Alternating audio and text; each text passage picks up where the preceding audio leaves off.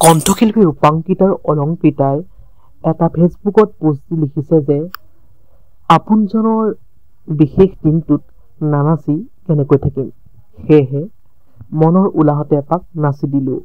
নমস্কাৰ প্ৰিয় বন্ধু বান্ধৱীসকল, আপোনালোক সকলোকে স্বাগতম জনাইছোঁ আমাৰ চেনেলৰ অন্য এটা নতুন ভিডিঅ'লৈ। সবিশেষ জানিবলৈ অলপ স্কিপ নকৰাকৈ ভিডিঅ'টো শেষলৈকে চাই থাকিব। পোনপ্ৰথমে এটা কমেণ্ট কৰি জনাব অসমৰ জনপ্ৰিয় উইণ্ডাৰ চিষ্টাৰ তথা কণ্ঠশিল্পী ৰূপাংকিতাৰ অলংকিতাৰ গান শুনি আপোনালোকে কেনেকুৱা পায়। যদি ভাল পায় বা তেওঁৰ এজন অনুৰাগী হয় তেন্তে ভিডিঅ'টোত অৱশ্যে এটা লাইক কৰি দিব। এতিয়া জানো আহকচোন, অসমৰ জনপ্ৰিয় কণ্ঠশিল্পী ৰূপাংকিতাৰ অলংকিতাৰ কোন সেই প্ৰিয় মানুহজন, কোন সেই আপোনজন যাৰ বিশেষ দিনটোত তেওঁলোকে আনন্দ ফূৰ্তি তথা নৃত্য কৰিলে। হয় বন্ধু বান্ধৱীসকল, আপোনালোকক জনাবলৈ পাই সুখী হৈছোঁ যে অসমৰ জনপ্ৰিয় কণ্ঠশিল্পী ৰূপাংকিতা আৰু অলংকিতাৰ মোমায়েকৰ দুদিনৰ আগতে বিয়া হৈ গৈছে।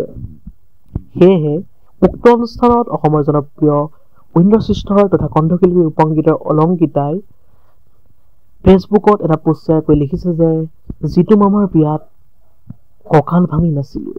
বন্ধু বান্ধৱীসকল, খবৰটো পাই আপোনালোকে কেনেকুৱা পালে? যদি ভাল পালে তেন্তে লাইক, কমেণ্ট, শ্বেয়াৰ আৰু যদি নতুনকৈ আমাৰ চেনেলটো চাই আছে তেন্তে অৱশ্যেই ছাবস্ক্ৰাইব কৰি কাষতে থকা বেল আইকনটো প্ৰেছ কৰি অল কৰি দিব বুলি আশা ৰাখিলোঁ। ধন্যবাদ।